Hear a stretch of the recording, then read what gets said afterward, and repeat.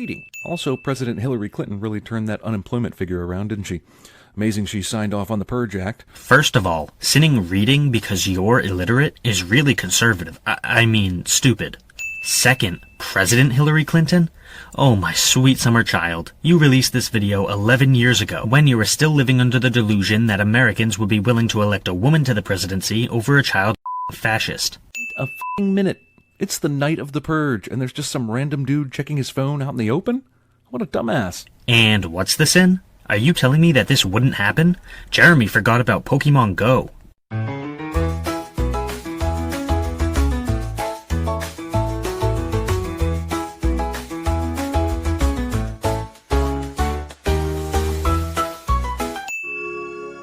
Okay, fine. I'll remove a sin for the Michael Bay bashing. Clearly more people will be purging this year than ever before. Well, there must be a lot of supermodels in the new Founding Father future. Nobody's bothering us tonight. That's another thing. How many people truly purge themselves by killing homeless people? I know that's the movie's point, the powerless are being eradicated, but mainly people want to kill that guy who cut them off in traffic or farted in the elevator. Oh, my sweet summer child. If you made this video in 2025, you wouldn't be saying things like this. Lena Headey isn't my f***able sister in this scene. Jeremy makes a pop culture ref. So school uniforms that are this sexy are a sin against American society, and men, and women, and everyone, and my penis. Did Jeremy just admit that he's sexually attracted to this underage girl? This is 10-year-old Emma Watson all over again.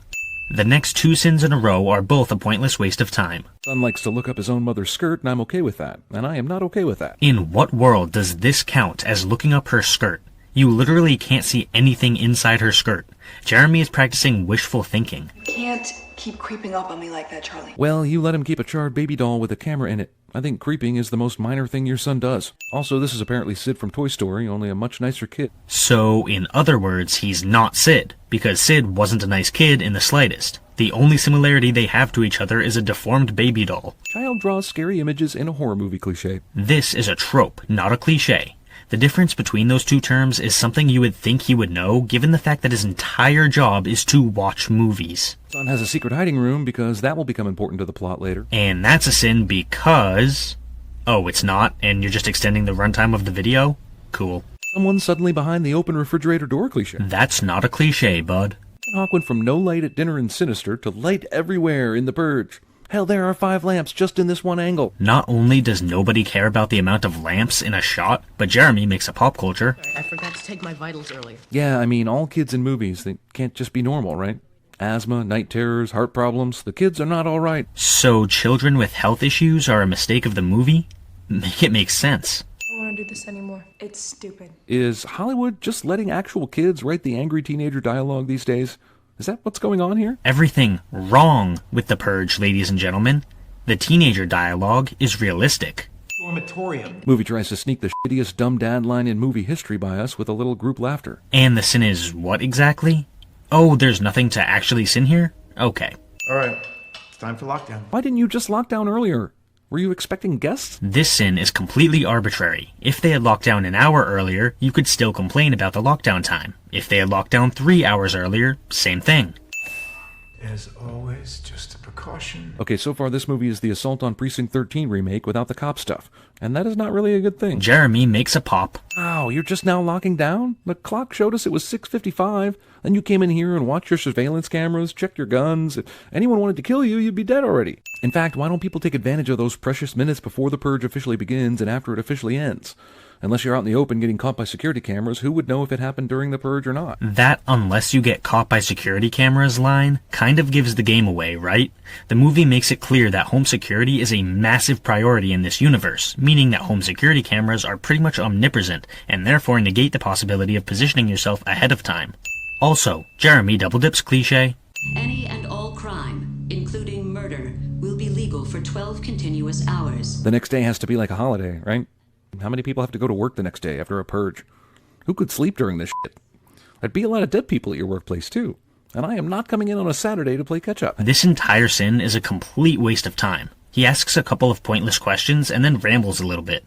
Who watches this shit and thinks, oh yeah, he's making great points? To admit, an emergency broadcast bulletin is one of the cutest ways I've ever seen exposition jammed down my throat. Of all the ways to deliver a bunch of exposition, this emergency broadcast is actually really good, given the fact that it makes sense within the universe. I wanted to surprise you, so I snuck in when you were eating. So now we find out why they didn't just go into the lockdown right away, because this asshole needed to get into the house somehow.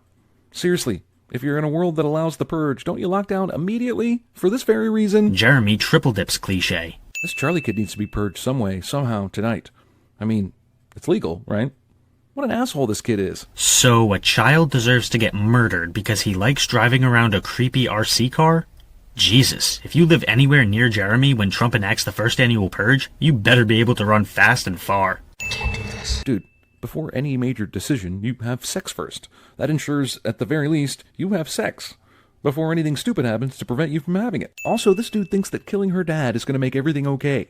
What is this, natural-born killers? Jeremy really wants to see an underage girl have sex. We get it. You don't know how to read, you're very dishonest, and you're sexually attracted to children. We don't need any more evidence that you're a Republican. Also, Jeremy makes a... Does no one ever do bad things for 364 days out of the year? Never? Because they get one killing Christmas? This question was already answered for you at the beginning of the movie, when you complained about reading. Crime is at an all-time low, meaning that it still exists, but in very low amounts. Here's this homeless dude. I'd like to know how he ran away from people trying to kill him into this gated community. And remember, this neighborhood is kind of out of the way in the first place. What the hell is this sin? I mean, the movie explains your first complaint, the homeless guy killed one of the purgers while fighting back. As for running into a secluded community, that's kind of the point of running away, isn't it? He's homeless, so he's a primary target of purgers, meaning that running into a secluded area is the best move he could have made. No, movie, you hold on. Damn, these two have been discussing this shit for forever. They were talking about it back when the mom was still working out, and since then she's got a shower, changed, worried about violence with her husband, the kid's been snooping around, and they are just now getting ready to come out and speak to the father. Yes. The next two sins in a row are both Jeremy complaining about a kid doing stupid things. Do you think that kid should behave with strong rationality? How big is this front yard, anyway? Everything wrong with the purge, ladies and gentlemen. A super rich family has a big front yard. Where's this asshole been the whole time? Walking through the big-ass mansion.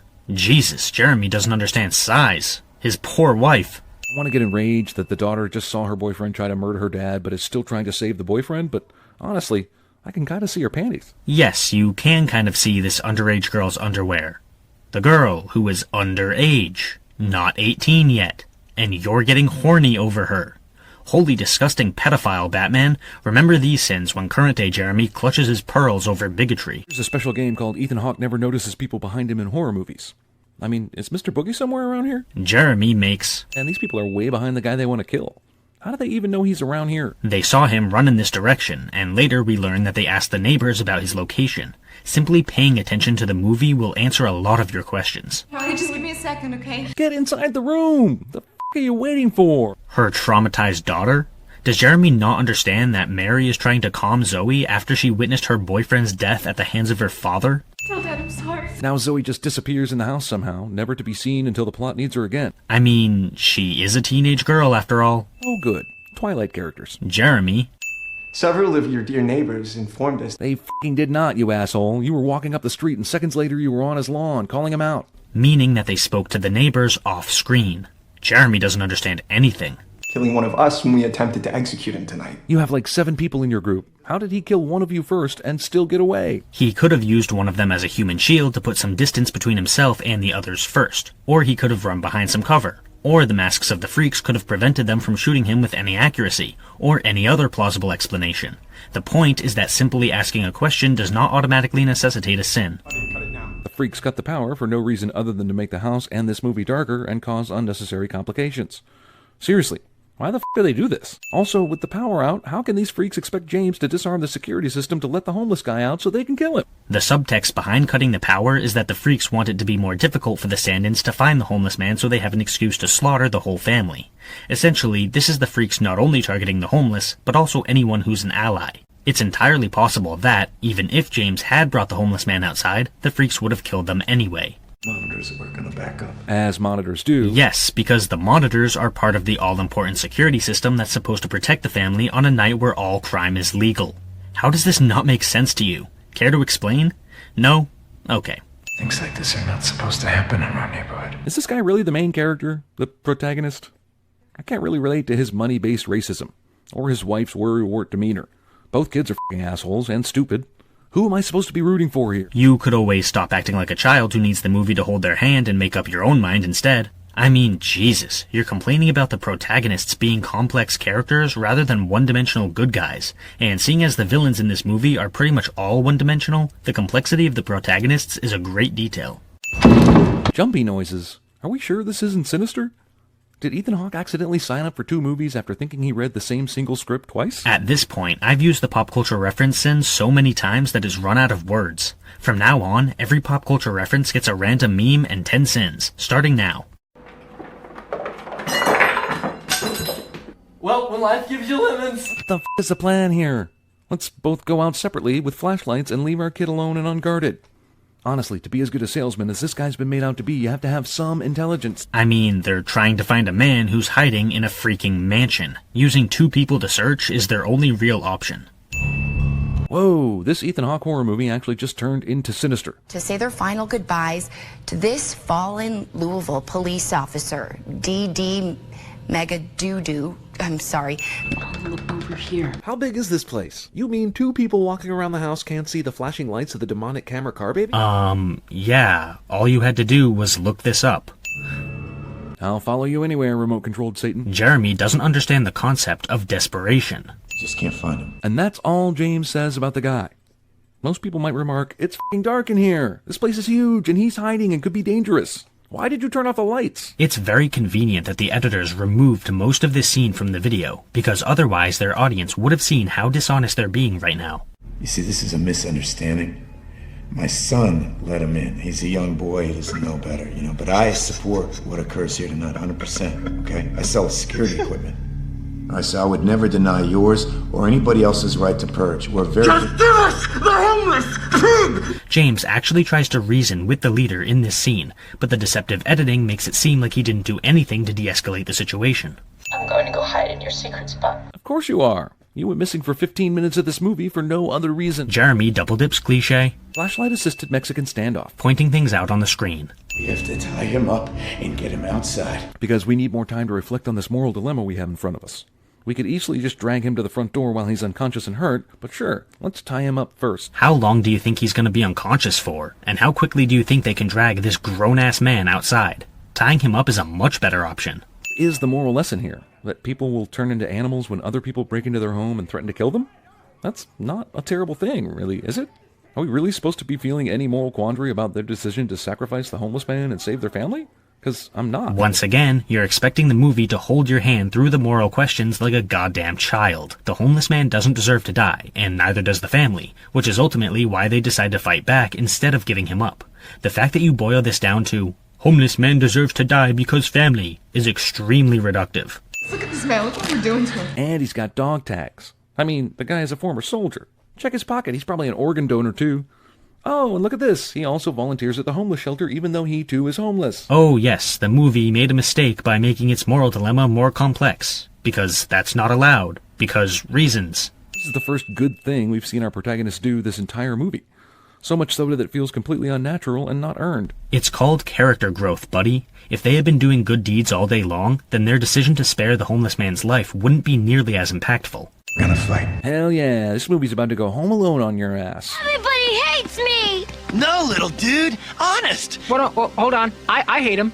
After deciding to let him live, and the two even coming to an agreement on the logic of the situation, they still left this dude tied up and didn't give him a gun to help kick ass? At least Assault on Precinct 13 let the prisoners have a chance to help defend themselves. What color is a carrot? Carrot? I think it's a carrot. Accipiter Ex Machina. Jeremy still doesn't know what Deus Ex Machina means. So this is the first time Ethan Hawke has ever noticed a guy in the background in one of these movies. Jeremy double dips cliche. Getting his ass beat, finds random hard object to bash attacker's head in with cliche. That's not a cliche, dude. How does this guy know to smash through this window? And why do these bad guys keep coming one by one? He knew to smash through the window because he saw through it. You know, because it's a window? And you literally just skipped over a scene of James fighting 2 freaks at once because they were moving through the house together, so deceptive editing strikes again. Wow, okay, so 2 cliches at work here at once. The guy turns and steps into a stabbing cliche, and the evil guy who just stabbed someone has excellent and gentle bedside manner after the deed cliche. Take your pick. Well, seeing as neither of these are actual cliches, I'm gonna choose the third option. Even though Mary was not making any noise, this lady freak knew when to jump scare at the precise time. Or she was just jumping out of the room for the past 5 minutes and finally got lucky. Or she watched the shadows on the wall. Jeremy has never heard of shadows. Well, that was unexpected. Not the ex machina part, but the daughter part. Not an ex machina.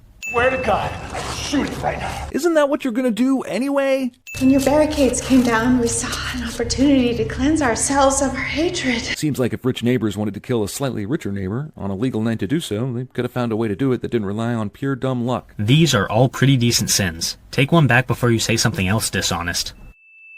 Founding fathers. Purging also requires saying a blessing. God will be pleased you didn't murder a family without ceremony. Jeremy is, unsurprisingly, missing the subtext. Religious extremism is clearly an important aspect of this world, and it's one of the motivating factors behind the purge. Keep up.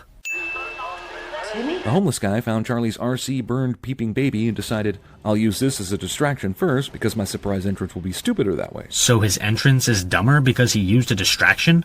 How did you figure that? Using a distraction is a good idea. You know, seeing as it worked. Did you enjoy Grace's purge party, Mr. Halverson? Female protagonist who wants peace decides to needle her neighbors with 1 more minute of purge time left. Male narrator who wants to bore his audience to death decides to point things out on the screen. Okay, so she's dead, right? Jeremy thinks that she should die from 2 hard hits to the face. How fragile do you think the human body is? Remaining protagonists don't fall in love and live happily ever after. That's hard for me to swallow. So the movie made a mistake by being different? What the hell is this bullshit?